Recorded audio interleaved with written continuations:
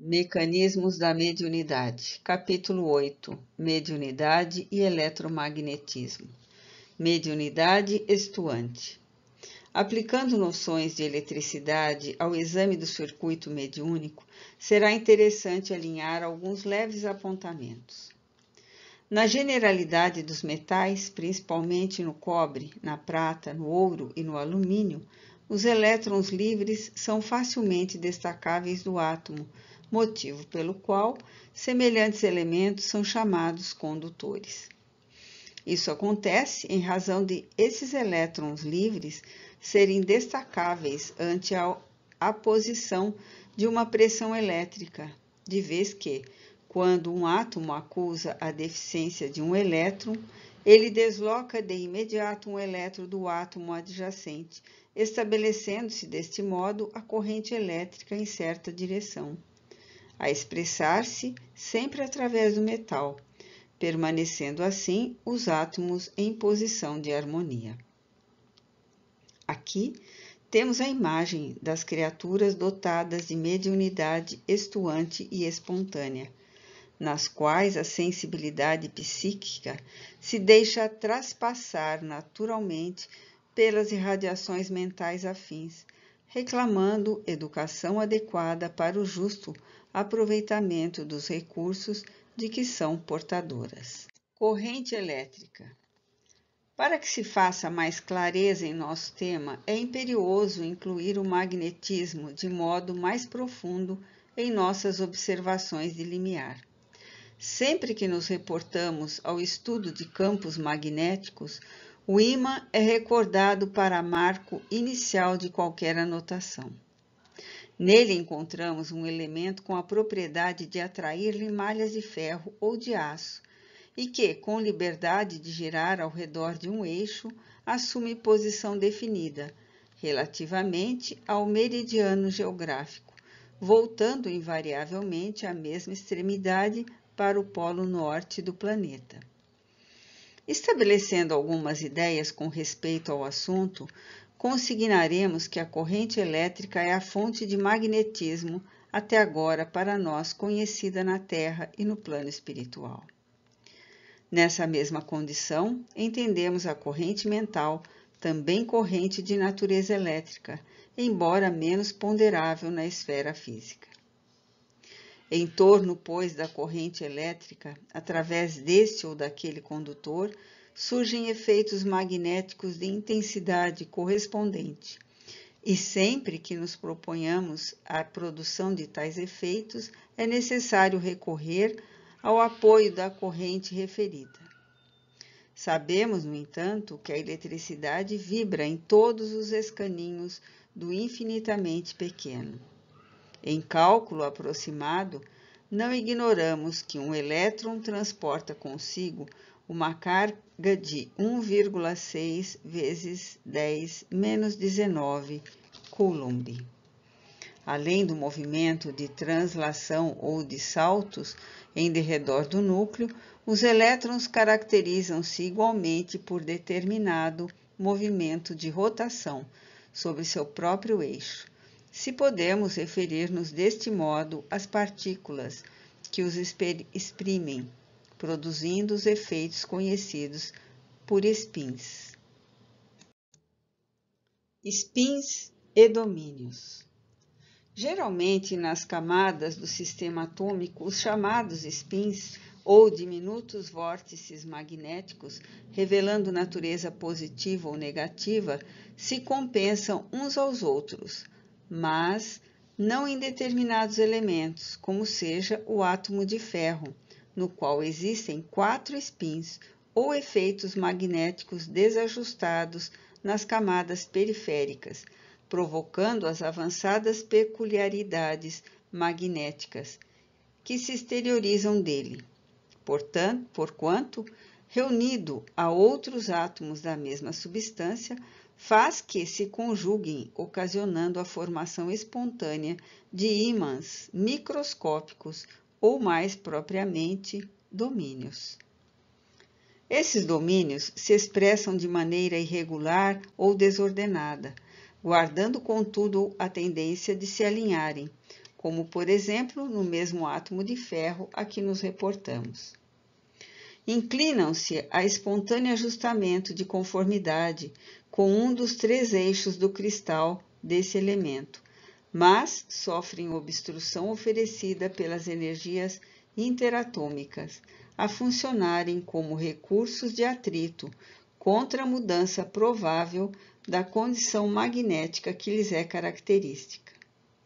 Todavia, se a intensidade magnética do campo for aumentada, alcançando determinado teor, com capacidade de garantir a orientação de cada domínio atingido entra imediatamente no alinhamento magnético, e à medida que se dilate o campo, todos os domínios se padronizam pela mesma orientação, tornando-se desta forma o fluxo magnético gradativamente maior.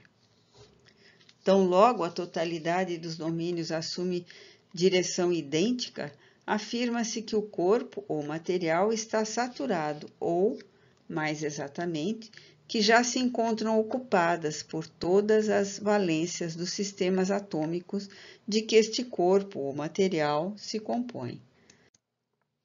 Campo magnético essencial. Da associação dos chamados domínios, surgem as linhas de força a entretecerem o campo magnético essencial, ou mais propriamente o espaço em torno de um polo magnético. Este campo é suscetível de ser perfeitamente explorado por uma agulha magnética.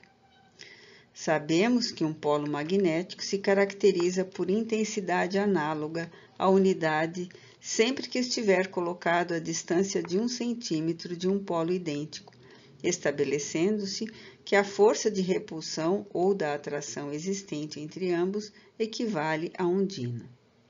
É assim que o Oersted designa a intensidade do campo que funciona sobre a massa magnética unitária com a força de ondina. Se o campo magnético terrestre é muito reduzido, formando a sua componente horizontal 0,2 Oersted e a vertical meio Oersted, aproximadamente, os campos magnéticos, nos fluxos habituais de aplicação elétrica, demonstram elevado grau de intensidade, qual acontece no campo característico do entreferro anular de um alto-falante, que medeia aproximadamente de 7.000 a 14.000 Oersteds. Fácil reconhecer que em todos os elementos atômicos com os quais os efeitos magnéticos ou spins se revelam compensados, os domínios ou ímãs microscópicos se equilibram na constituição interatômica, com índices de harmonia ou saturação adequados, pelos quais o campo magnético se mostra regular, o que não acontece nos elementos em que os spins da camada periférica se evidenciam descompensados, ou naqueles que estejam sob regime de excitação. Possuímos na Terra as chamadas substâncias magnéticas naturais, e ainda aquelas que podem adquirir semelhantes qualidades artificialmente, como sejam mais destacadamente o ferro, o aço, o cobalto, o níquel e as ligas que lhe dizem respeito, merecendo especial menção o ferro doce, que mantém a imantização apenas no curso de tempo em que se acha submetido à ação magnetizante, e o aço temperado, que se demora imanizado por mais tempo, depois de cessada a ação referida, em vista de reter a imanização remanente. Ferro, magnetismo e mediunidade. Após ligeiros apontamentos sobre circuitos elétricos e efeitos magnéticos, surpreendemos no ferromagnetismo um ponto expressivo para o estudo da mediunidade. Perceberemos nas mentes ajustadas aos imperativos da experiência humana, mesmo naquelas de sensibilidade mediúnica normal, criaturas em que os spins ou efeitos magnéticos da atividade espiritual se evidenciam necessariamente harmonizados, presidindo a formação dos domínios ou ímãs diminutos no mundo íntimo em processo de integração, através do qual o campo magnético se mostra entrosado às emoções comuns, ao passo que, nas organizações mentais em que os spins ou efeitos magnéticos do pensamento apareçam descontrabalançados, as propriedades magnéticas patenteiam teor avançado, tanto maior quanto mais vasta a descompensação, plasmando condições mediúnicas variáveis por exigirem o auxílio de corrente de força que lhes ofereçam o necessário equilíbrio, o que ocorre tanto com as grandes almas que aceitam ministérios de abnegação e renúncia em planos inferiores. Aí, permanecendo em posição de desnível, como também com as almas menos enobrecidas, embora em outro sentido, segregadas em aflitivo desajuste nas reencarnações reparadoras por se haverem onerado perante a lei. Vemos, pois, que as mentes integralmente afinadas com a esfera física possuem campo magnético reduzido, ao passo que aquelas situadas em condições anômalas guardam consigo o campo magnético mais vasto, com possibilidades de ampliação, seja nas atividades que se relacionam com o exercício do bem ou naquelas que se reportam à prática do mal. Descompensação vibratória. Sem obstáculo, reconhecemos que a mediunidade ou capacidade de sintonia está em todas as criaturas, porque todas as criaturas são dotadas de campo magnético particular.